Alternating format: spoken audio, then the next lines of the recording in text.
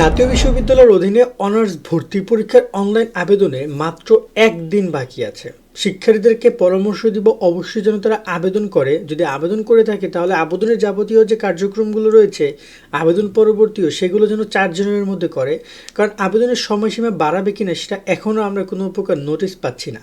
তাই এই বিষয়গুলো প্রতি খেয়াল রাখতে হবে। তুমি এই বিষয়গুলো সঠিকভাবে করেছো তো?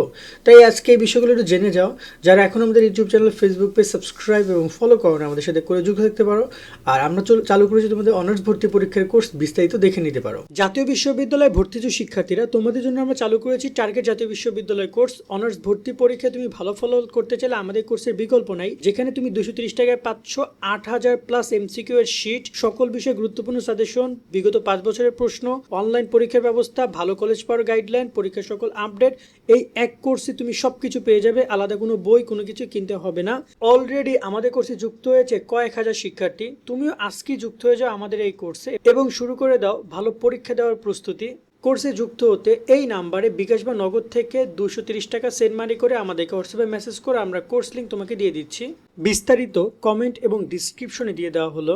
আশা করি তুমি বিস্তারিত দেখেছো। চাইলে আমাদের কোর্সে এখনই জয়েন করতে পারো। জয়েন করলে সকল বিষয় পিডিএফ শিট, অনলাইন এক্সাম, পরীক্ষা পর্যন্ত গাইডলাইন পাচ্ছ মাত্র 230 টাকায়। অলরেডি প্রায় কয়েক হাজার শিক্ষার্থী যুক্ত হয়ে পিডিএফগুলো কালেক্ট করে ওরা পড়া শুরু করে দিয়েছে। সো নিচের ডিসক্রিপশন দেওয়া নাম্বারে যুক্ত মেসেজ করো, টাকা পাঠাও, কোর্স লিঙ্ক নিয়ে পড়া শুরু করে দাও এখনই। দৈনিক বেশি না, মাত্র 1.5 থেকে 200 এমসিকিউ পড়ো, দেখবে যে বেশ ভালো প্রিপারেশন নিচ্ছ। এবার কথা বলি টাইমলাইন নিয়ে। পরীক্ষার যে অনার্স ভর্তি পরীক্ষার যে আবেদন, যেখানে তোমরা একটা কলেজে আবেদন করতে পারবা এবং তোমাদেরকে আবেদন করার জন্য এই যে 31 ডিসেম্বর পর্যন্ত লাস্ট ডেট দিয়েছে। যতটুকু সম্ভাবনা রয়েছে সময়সীমা আরও বৃদ্ধি করার, তবে ওই জায়গায় তোমরা আবেদন করবে এটা একটা বোকামি। তোমাদের উচিত হবে সবারই এই টাইমের মধ্যে আবেদন করা। 31 ডিসেম্বরের মধ্যে তোমরা সবাই আবেদন করবা। ভর্তি বিজ্ঞপ্তিতে খুব সুন্দরভাবে স্পষ্ট করা হয়েছে অনলাইন আবেদনের জন্য তারা সময়সীমা যেটা প্রদান করেছে সেটা আগামী 31 ডিসেম্বর। আমরা যদি একটু টাইমের ব্যাপারটা দেখতে চাই তাহলে মনে হয় রাত 12টা পর্যন্ত আবেদন করা যাবে। সো একদম পুরো 31 ডিসেম্বর পর্যন্ত আবেদন করা যাবে। সো অবশ্যই অনলাইনে যে আবেদনটা রয়েছে সেটা 31 ডিসেম্বরের মধ্যে কমপ্লিট করবা। বাট তুমি কোনো কারণে টাকা দিতে দেরি করলেও সমস্যা নেই, কারণ টাকা জমা তারা নিচ্ছে আগামী 4 তারিখ পর্যন্ত।